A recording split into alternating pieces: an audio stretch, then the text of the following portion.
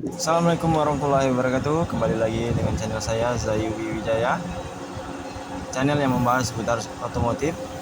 Hari ini kita ada keluhan customer, yaitu klakson kadang-kadang hidup dan kadang-kadang mati.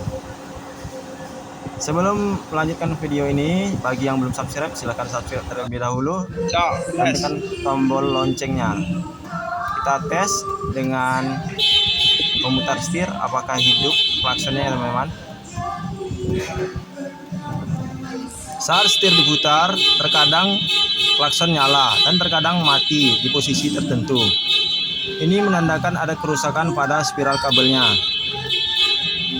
Kita tes lagi. Posisi lurus belok kanan. Jadi ditemukan kerusakan yaitu pada spiral kabelnya ya teman-teman. Ini barang spiral kabelnya. Penggantiannya bisa komplit dan bisa juga penggantian isi dalamnya saja.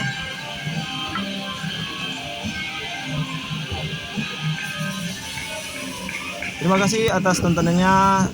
Itu saja info yang dapat saya sampaikan. Jangan lupa like, komen, dan subscribe channel ini untuk memberikan informasi bagi teman-teman yang memiliki kendaraan. Assalamualaikum warahmatullahi wabarakatuh.